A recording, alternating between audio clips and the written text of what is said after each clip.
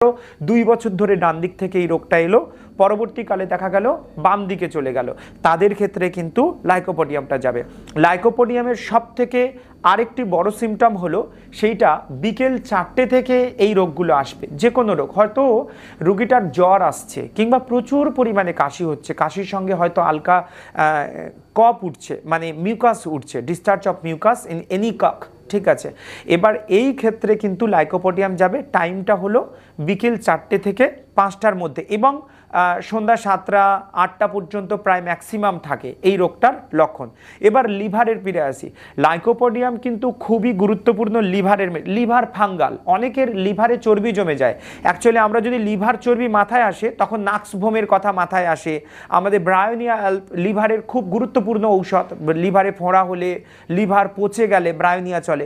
কিন্তু ম্যাক্সিমাম ক্ষেত্রে লাইকোপোডিয়ামের সিমটম যদি বিকেল 4টে থেকে রুগীর পেন আরম্ভ হয়, চেস্টের লয়ার অফ চেস্ট, ঠিক ফুসফুসের নিচে ব্যথা করে, তখন বিকেল 4টে থেকে ব্যথা করে, তখন কিন্তু অবশ্যই আমাদের মাথায় আসতে হবে লাইকোপোডিয়াম ক্যালাভাইটাম।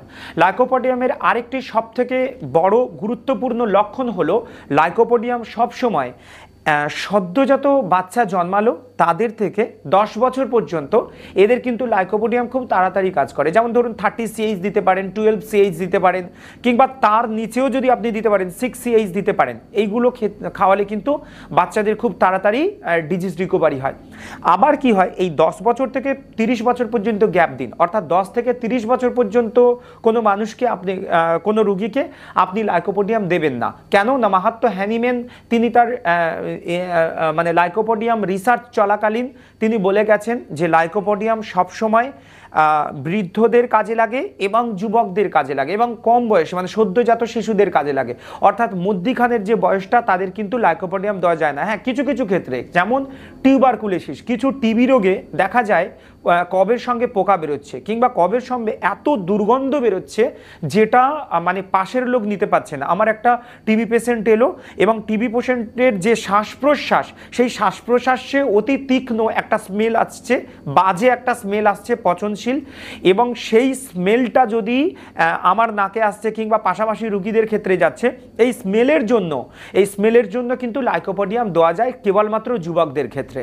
লাইকোপোডিয়ামে বৃদ্ধদের ক্ষেত্রে কিন্তু খুবই গুরুত্বপূর্ণ হাঁপানি, অ্যাস্থমার ক্ষেত্রে কি না, বৃদ্ধ এরকম করছে,